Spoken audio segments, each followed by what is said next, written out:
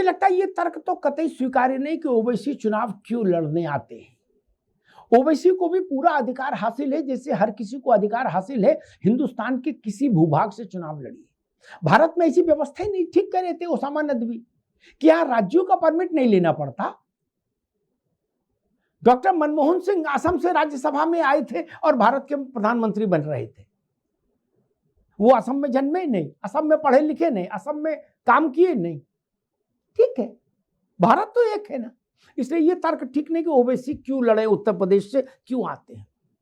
मुझे लग रहा है कि कांग्रेस और बीएसपी को तो ज्यादा चिंता भी नहीं करनी चाहिए ओवैसी के आने जाने से, आए चाहे ना आए, क्योंकि दोनों पार्टियों के पास उतना वोट नहीं है कि जिसको कम ज्यादा किया जा सके।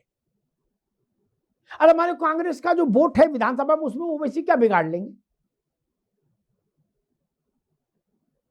घटाने के लिए भी तो कुछ वोट होना चाहिए।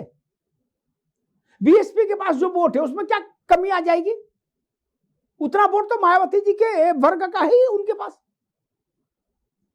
अंडर मतलब 2.5 के अंदर है ना उनके पास वोट। अब 10% तो है नहीं। उनका क्या नुकसान होगा? जो कुछ नुकसान हो सकता है मुझे लगता है वो सपा का हो सकता है। इसलिए सपा की चिंता और सपा का गुस्सा मुझे समझ में आता है। लेकिन मैं फिर भी कहूंगा, लोकतंत्र में किसी को भी आप चुनाव लड़ने से, कहीं भी चुनाव लड़ने से रोक नहीं सकते।